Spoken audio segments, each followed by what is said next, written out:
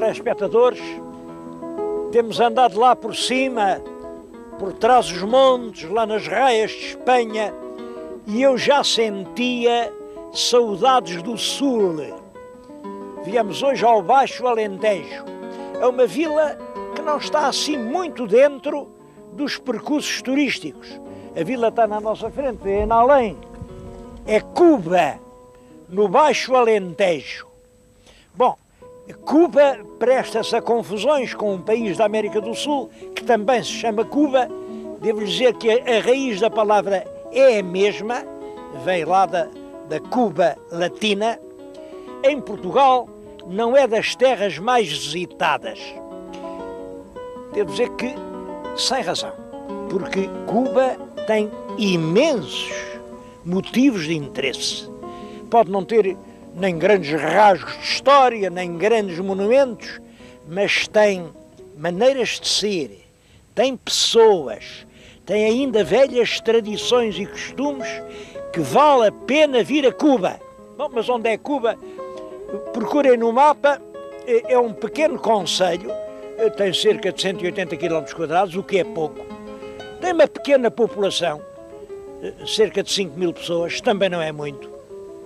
E fica para ali a Vidigueira, Portel, com o seu castelo, o castelo do Alvito, Ferreira do Alentejo, e é claro ao sul, aqui a 18 km, Beja. Quer dizer, aqui neste maciço de concelhos faltava vir a Cuba, e era uma falta injusta. Vamos hoje conhecer Cuba. Eu estou aqui num lugar que se chamava o Outeiro e que é uma antiga povoação romana. Não sei se era que tipo de povoação era, podia ser apenas uma vila. Uma coisa é certa, aqui dá-se uma cavadela e aparecem logo coisas romanas em grandes quantidades. Tudo isto está por explorar. De que é que a gente está à espera para pôr à luz do sol estas preciosidades?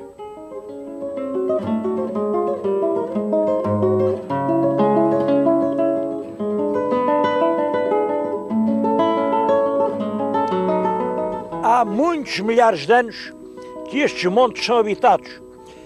A prova que temos disso são as antas. Havia aqui muitas antas. Como sabem, uma anta era uma sepultura coletiva. As sepulturas chegaram até hoje, porque eram feitas com grandes blocos de pedra, mas é claro, as povoações, que eram pobres abrigos de palha ou de taipa, desapareceram. Estou precisamente a falar-lhes num lugar a que se chama a Anta de Cima. No lugar onde havia a aldeia, havia agora um monte alentejano. O monte está à nossa frente, como vocês veem, completamente em ruínas, escalavrado, porque de facto não se tem ligado a esta ideia. Os montes do Alentejo são monumentos históricos, são eles que representam uma cultura rural que vem desde a época romana. Estão à venda, cada um faz o que quer. Neste caso, o monte ocupa a herdade onde estava a anta. Bom, e o proprietário, no seu legítimo direito, cercou isto de arame farpado. De maneira que eu quis lá ir ver a anta, passei o arame farpado, mas não consegui lá chegar. Os caminhos estão num tal estado e o arame farpado é tão severo e tão cruel que eu não consegui chegar à anta. Não sei se os senhores telespectadores conseguem vê-la de longe. Estou a falar nisto porque estou a pôr alguns pontos muito importantes. Primeiro, a situação dos monumentos pré-históricos e o direito do nosso acesso à cultura. Segundo, a situação do arame farpado e os direitos do senhorio privado.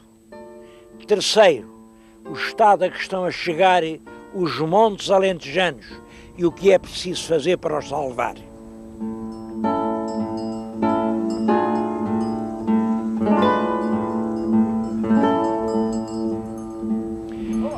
havia uma boa razão para esta terra estar ocupada desde há tanto tempo e durante tanto tempo. Primeiro, era uma terra boa, uma terra rica para dar pão. Depois era uma terra com muita água, uma terra boa para o gado que pasta, que aqui se mantinha bem. E finalmente era uma terra rica em minérios. Havia aqui vilas mineiras e ainda hoje os romanos se instalavam-se onde quer que podiam encontrar o cobre, que era precioso para fazer o bronze.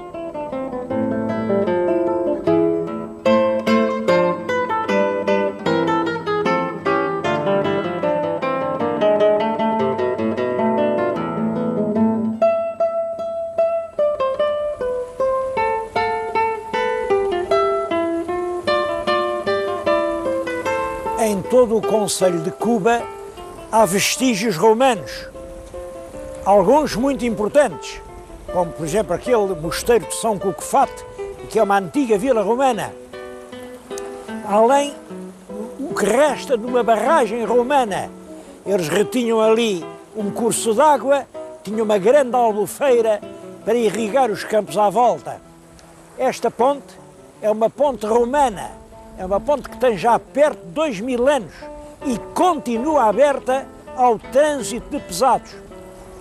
Muito curioso, a ponte tem 28 arcos, alguns deles já estão soterrados, 28 arcos, e tem 120 metros de extensão.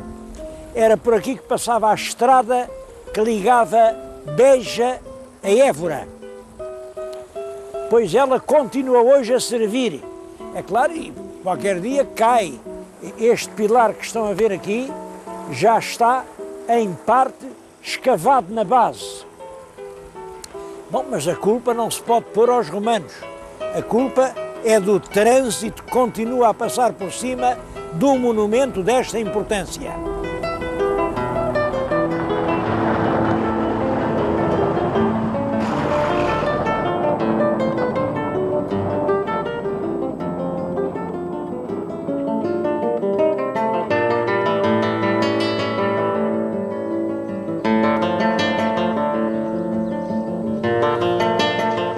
Costuma dizer-se que a vila de Cuba não é das mais interessantes do Alentejo.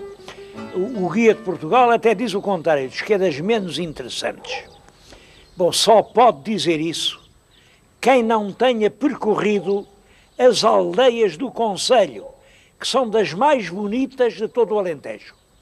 Eu estou-lhes a falar agora numa delas, em Vila Alva. Vila Alva quer dizer a Vila Branca, e realmente vista de longe é uma vila toda branca.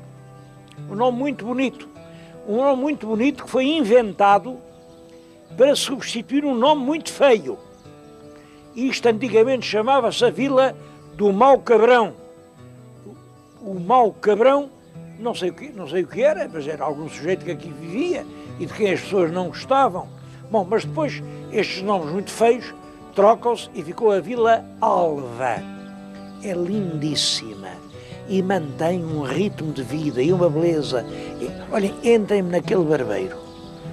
Toda a gente aqui do concelho, gente de Alvito, gente do Portel, gente de Cuba, vai ali cortar o cabelo e fazer a barba. Não é por causa da tabela dos preços, não é por ser mais barato. O que eles dizem é porque ali há mais simpatia. Toda esta vila é encantadora. Bom, só que agora ela tem, parece que 700 habitantes. Há 20 anos tinha 1000. Há 40 tinha 2000. Há 70 tinha 3000. É uma vila que está a morrer. A morrer não digo porque vêm as pessoas de Lisboa, compram as casas, fazem aqui uma casinha de fim de semana, depois acabam por vir cá uma vez por ano. Bom, está a sofrer essa transformação. As pessoas daqui foram todas para Cuba. Depois de Cuba, passaram todas para Beja. E depois de Beja, estão a ir todas para Lisboa. E eu não sei se é aí que o processo acaba. porque é perfeitamente possível que de Lisboa queiram depois ir todas para Madrid e de Madrid ir todas para Paris e que o país seja assim uma espécie de polvo, um polvo com uma grande cabeça e uns tentáculos que devoram tudo. É contra o polvo que nós temos de lutar. A palavra descentralização tem um sentido concreto. O Estado somos nós. O Estado tem que ser como Deus, tem que estar em toda a parte, não pode abandonar as aldeias aos seus tristes destinos.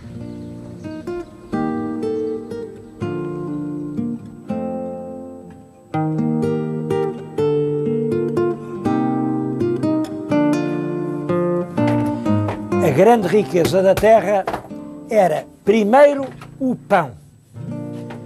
Eu tenho aqui uma amostra deste pão delicioso. Isto era um petisco. Fazia o pão à volta e havia um chouriço no meio. E era isto que se comia. Está aqui uma senhora, ainda que usa os métodos tradicionais, a tirar o seu pão do forno. Este é que é o verdadeiro pão alentejano, cozido aqui com lenha da terra. O pão era muito. Aquele silo que estão além ver enchia-se todos os anos com 17 milhões de quilos de trigo, todos os anos. Bom, 17 milhões, imaginem o pão que isto dá. Depois do pão era o vinho. O vinho era tanto que eu penso que até o nome da terra, Cuba, vinha de que os frades, quando isto pertencia aos frades, tinham aqui uma grande cuba onde reuniam as vindimas da região. A seguir o azeite. Há aí oliveiras que têm mais de 700 anos. E por último, o gado. Ainda hoje há grandes manadas. Bom, uma terra que tem este pão, aquele vinho, um bom azeite e tanto gado, era uma terra rica. Bom, e é essa riqueza que hoje se vê, por exemplo, nas igrejas.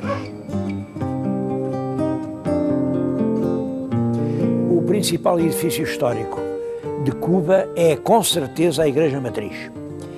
Ela é enorme, e foi começada a fazer no princípio do século XVI.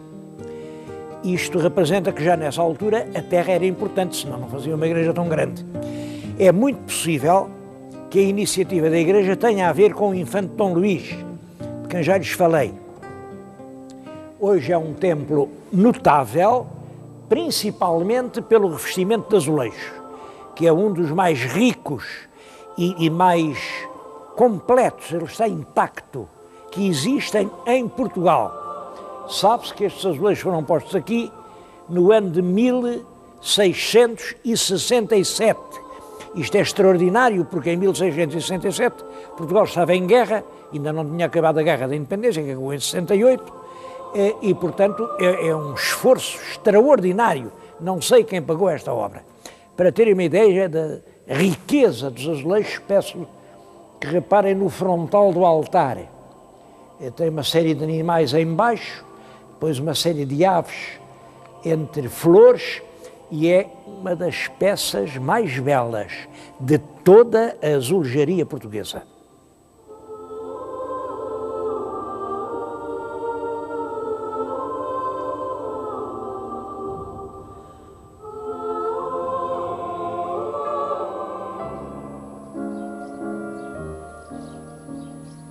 Há dois vultos importantes ligados à história de Cuba.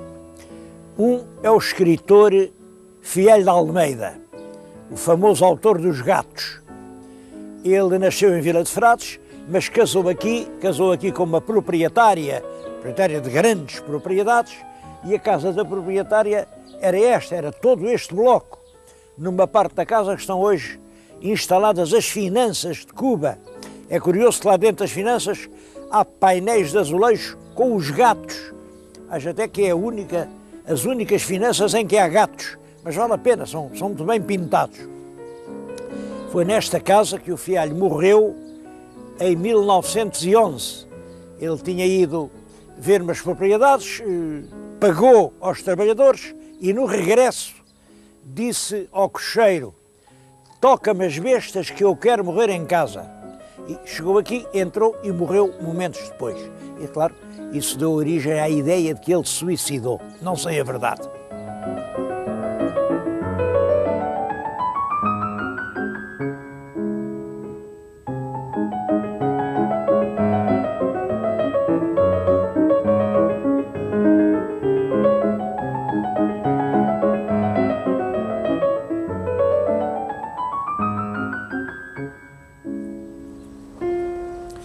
A outra grande figura histórica ligada à história de Cuba é o infante Dom Luís. O infante Dom Luís era filho do rei Dom Manuel I e, portanto, era irmão do rei Dom João III. Aliás, entre o infante e o rei havia uma pequena diferença de idades. O que havia era uma grande diferença de pessoas.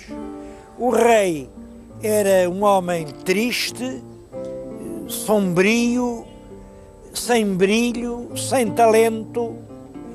O infante era um jovem de grande galhardia, com um grande prestígio, um homem alegre, com muito talento, muito talento. Bom, era como a noite para o dia. Até se diz, e eu acho com razão, que o rei Dom Manuel ainda pensou em substituir no trono português o pobre Dom João III pelo brilhante Dom Luís. Bom, mas não teve tempo para o fazer. O certo é que o Dom Luís, como era filho segundo, ele era duque de Beja, tinha lá um palácio e fez aqui um paço. Ainda ali uma Rua do Paço. A Rua do Paço vinha desaguar aqui no Largo do Paço. Eu estou-lhes a falar no Largo do Paço.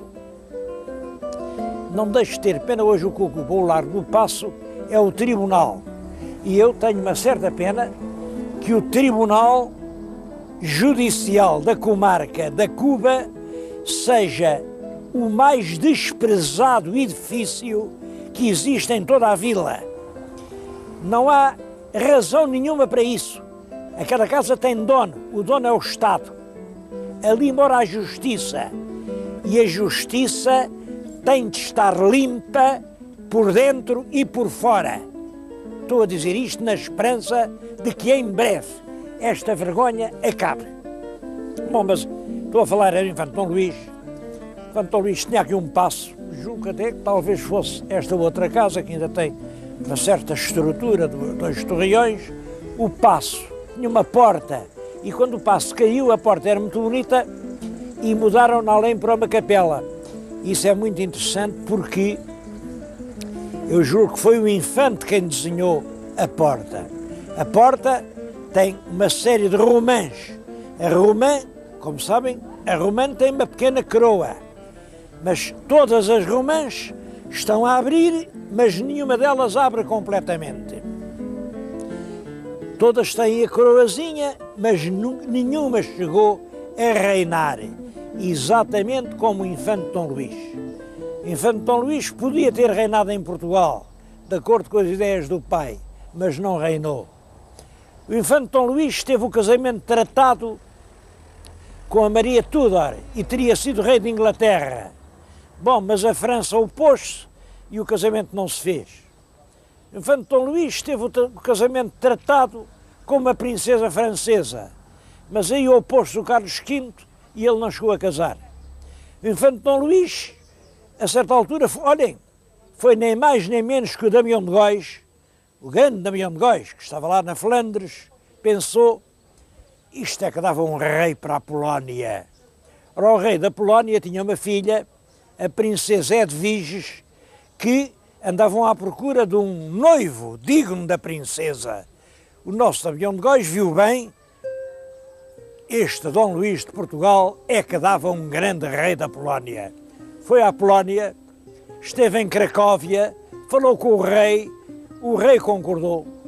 Falou com a princesa concordou O Damião de Góis vem a Lisboa, fala com o rei de Portugal e o rei de Portugal não deixou fazer o casamento.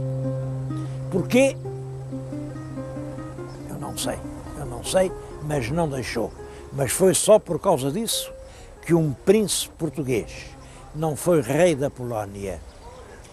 Eu não sei se ele casou, se não casou, porque ele, a certa altura, vivia com uma mulher muito bonita chamada Violante, com a Violante Gomes.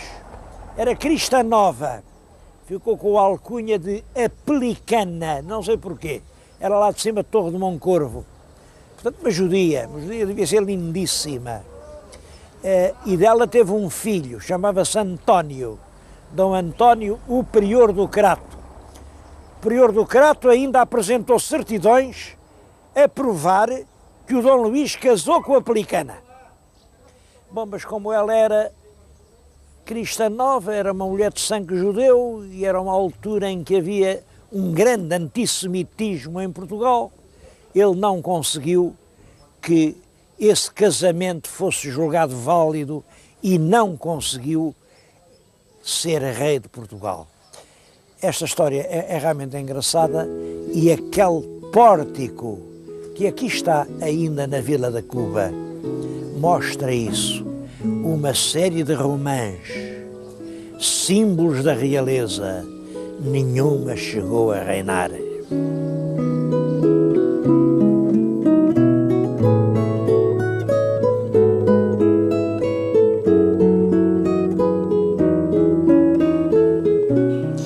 É claro que falta muito para ficarmos a conhecer bem o Conselho de Cuba. Não fomos à maior parte das freguesias, mas não há tempo para tudo. Mas eu queria acentuar que o grande encanto de Cuba não está nem nos monumentos muito antigos, não.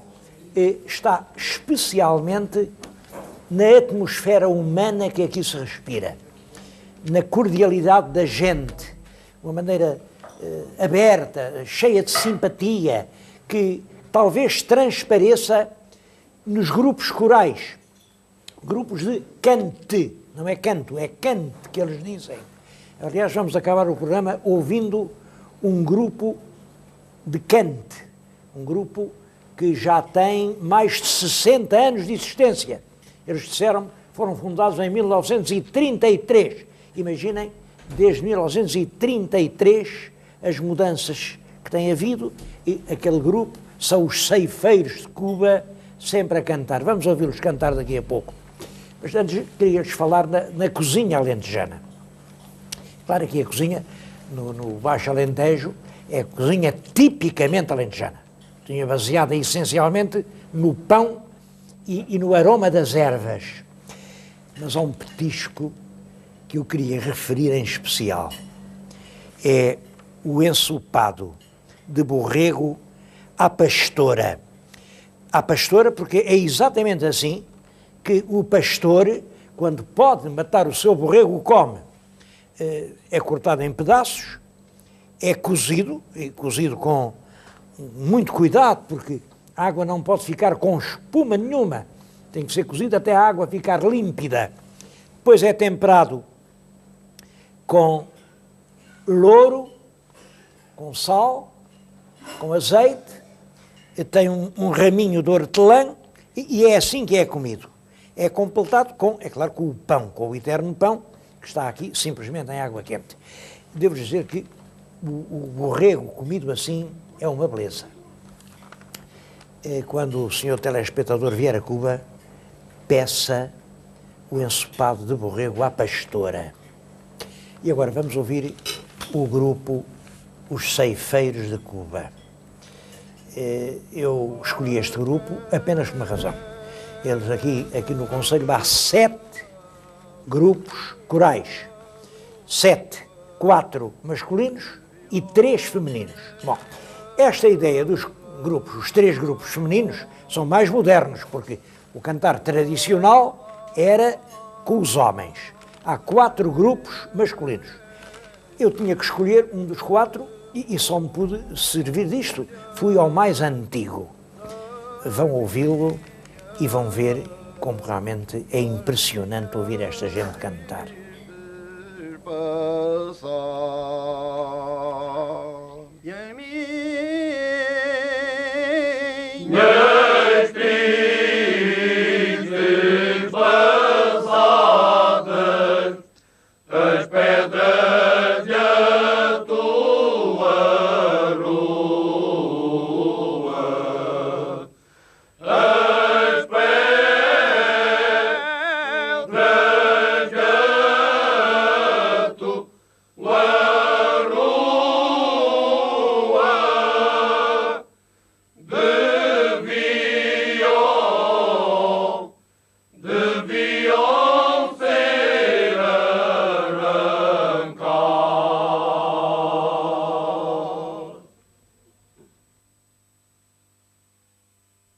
Thank you.